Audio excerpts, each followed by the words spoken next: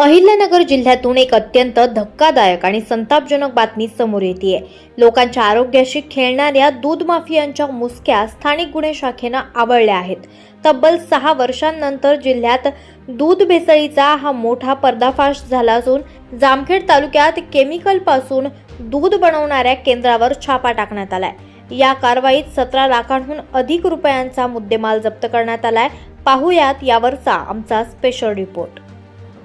हे दृश्य आहे जामखेड तालुक्यातील फकराबाद येथील, जिथे दुधाच्या नावाखाली पांढरं विष तयार केलं जात होतं।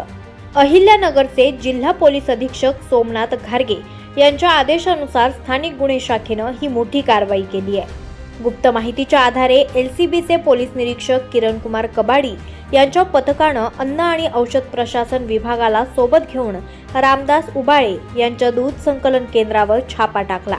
यावेळी जे समोर आलं ते पाहून अधिकारीही चक्रावून गेले।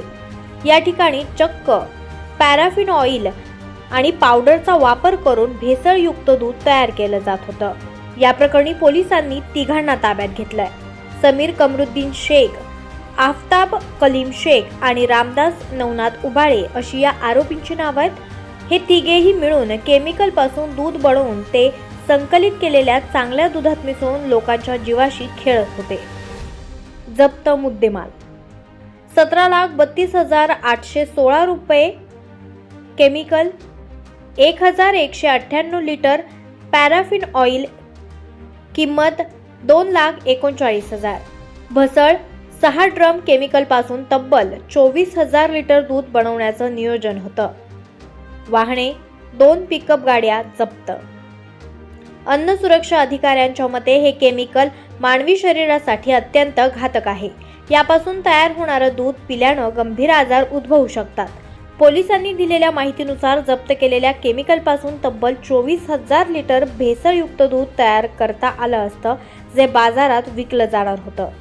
जामखेड पोलीस ठाण्यात या आरोपींविरोधात गुन्हा दाखल करण्यात आला असून स्थानिक गुन्हे शाखा या प्रकरणाचा अधिक तपास करत आहे।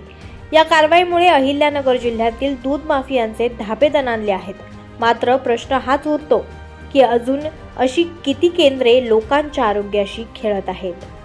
तेज तुफान न्यूज करिता मुख्य संपादक आयुब शेख, जामखेड, अहिल्यानगर।